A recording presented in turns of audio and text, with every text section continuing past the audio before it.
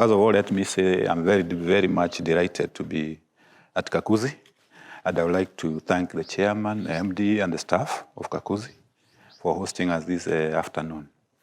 Kakuzi, we have been able to interact with them, and what we have seen is how they have been able to manage their operations, especially on growing avocado, macadamia, the blueberry they are trying to do, and the livestock in a sustainable way, where they are managing the water, they are managing everything which is tracing even their carbon and social responsibility also.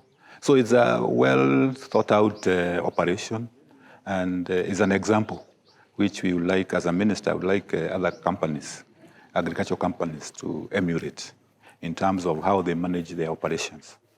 The space they are occupying, the products they are doing, especially avocado, I know they are big exporters of avocado, and there are various challenges which they are facing.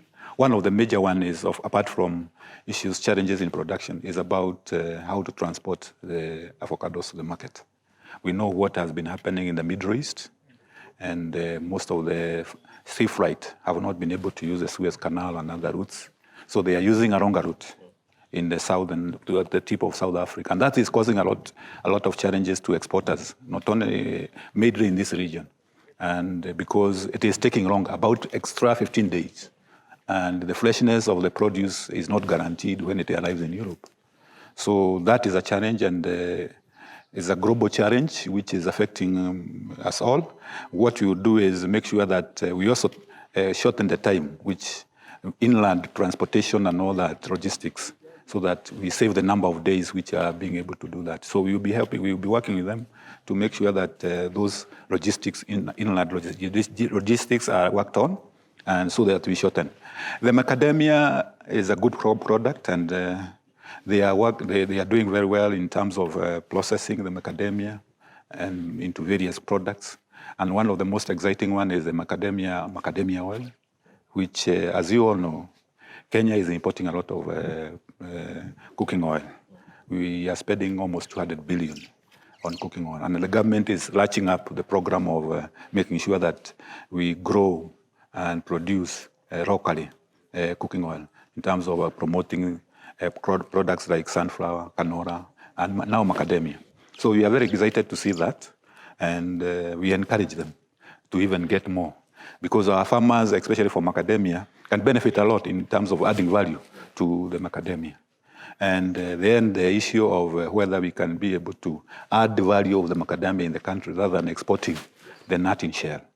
So the government is very keen that our policy is towards value addition, is towards employment creation, and so we are not for export of nut in shell, because we are exporting our raw material. Just like we say we would not like to export our raw coffee and others, we don't want also to promote the export of macadamia. Macadamia, especially for smallholder farmers, is a bit tricky because they are not well organized. Even avocado, they are not well organized, and I'm happy to learn that Kakuzi has been able to work with them to help them organize so that the traceability issue is coming through. They also, if they can be organized into groups and organizations and cooperatives, they will be able to get more benefits rather than allowing it to be taken by middlemen along the market chain. So those are key lessons which we have learned here. And going forward, we will be engaging with Kakuzi to look at how we can work together in those areas. Thank you. That's a very good point, Waziri. I think in other sectors, we've learned that we've had perhaps partnerships and engagements with the private sector. Yes. We have governors roundtable, we have presidential roundtable, and agribusiness sector players have also been asking, can we have a ministerial roundtable where we share issues, give feedback, and also get articulation of government policy? What's your view on that?